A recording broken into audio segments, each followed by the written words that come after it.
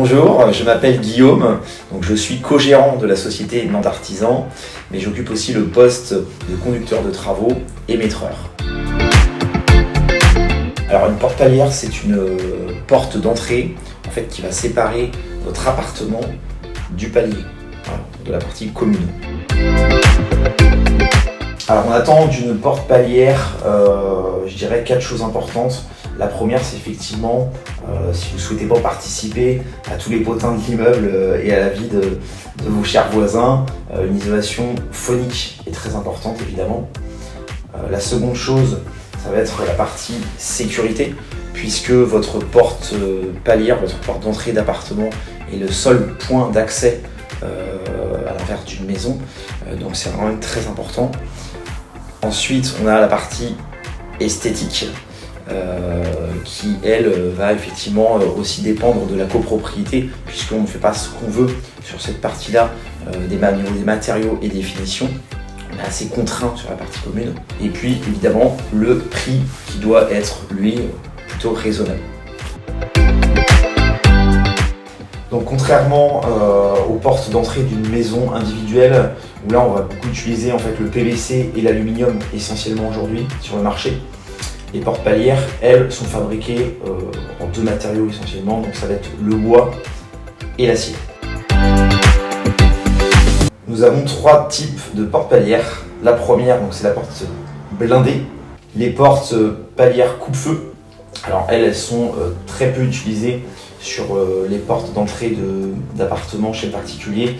On va les retrouver essentiellement dans les immeubles ou les zones communes chez les professionnels ou dans les bureaux, où là on va avoir effectivement des normes à respecter en cas d'incendie pour pouvoir effectivement arrêter le feu et les incendies.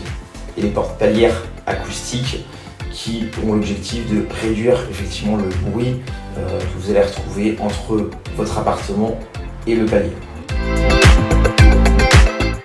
Alors sur ce point, je donnerai 4 critères importants pour faire le choix de votre future porte palière.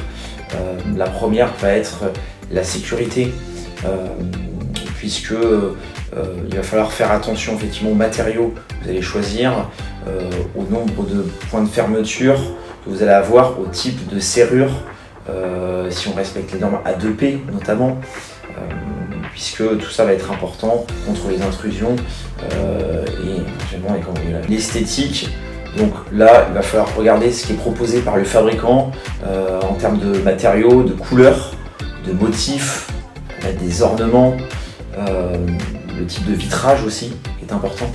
L'isolation, donc comme on le disait tout à l'heure, l'isolation phonique, mais aussi l'isolation thermique, qui elle va permettre bien évidemment de réduire vos coûts de chauffage, voire de climatisation l'été, pour avoir un meilleur confort. Et le prix, moi je conseille toujours à des personnes qui souhaitent faire ce genre de travaux de comparer et de faire au moins 2 devis, bien sûr de comparer les mêmes matériaux évidemment, mais ça va vous permettre effectivement d'avoir au moins un moyen de comparaison sur ce prix.